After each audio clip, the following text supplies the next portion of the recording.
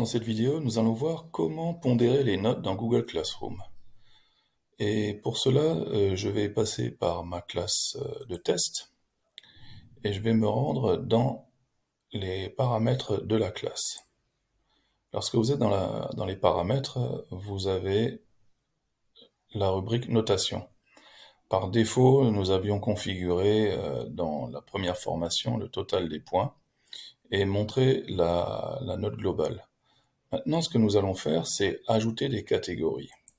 Alors, les catégories vont vous permettre de ranger vos devoirs et leur attribuer un type du genre devoir à la maison, devoir en classe, recherche,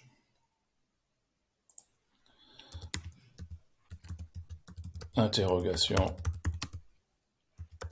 surprise, etc., etc. Donc vous pouvez rajouter des catégories et vous pouvez aussi leur attribuer des points par défaut, c'est-à-dire que lorsque vous allez les sélectionner, eh bien vous pouvez mettre 20 points, 30 points, etc. Donc une fois que vous avez fait ça, eh bien vous pouvez enregistrer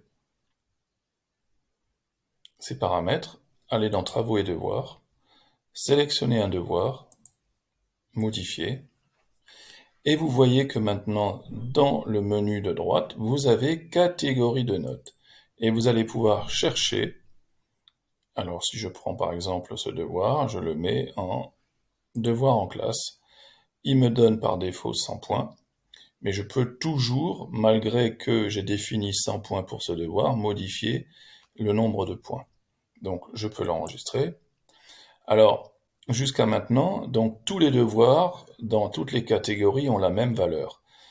On peut encore aller plus loin en retournant toujours dans la configuration des paramètres.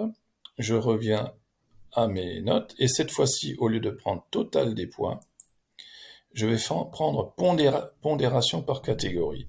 C'est-à-dire que je vais donner une certaine valeur aux différentes catégories de mes devoirs. Par exemple, les devoirs en classe, je peux leur donner 50% de la note globale de l'élève. Devoir à la maison, je donne 20%. Les recherches, 20% de la note globale. Et vous voyez, à chaque fois, il m'indique le montant, le pourcentage restant. Donc ici, je donne 10%. Voilà, 10%. Alors, à vous de voir comment vous allez utiliser ça dans votre discipline. Je clique sur enregistrer. Je vais maintenant retourner donc dans l'onglet notes. OK. Alors l'onglet notes va vous récapituler tous les devoirs. Et vous voyez que ici, par exemple, devoirs en classe sur 100, et les autres, je ne les ai pas encore attribués. Donc je vais retourner dans mes devoirs. Je vais modifier celui-ci. Je vais lui donner une catégorie. Donc ça c'est un devoir à la maison, enregistré.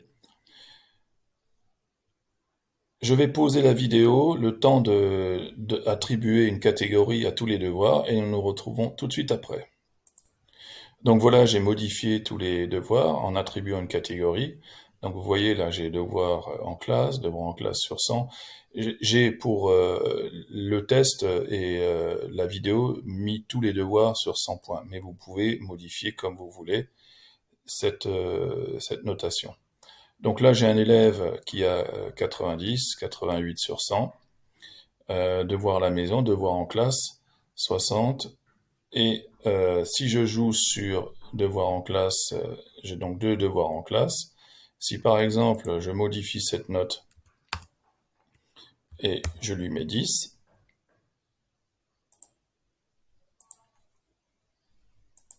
je lui rends donc ce devoir, eh bien vous avez vu que tout de suite, la moyenne a baissé énormément. Donc là, pareil, si je lui mets 10 sur un devoir en classe, qui représente 50% de sa moyenne, et bien voilà, le travail a baissé. Donc, globalement, vous avez donc un système de notation évolutif à votre disposition dans Classroom. J'espère que cela vous permettra d'envisager d'autres solutions de notation pour les travaux de vos élèves. Je vous remercie et j'espère que nous nous reverrons dans une prochaine vidéo. À bientôt.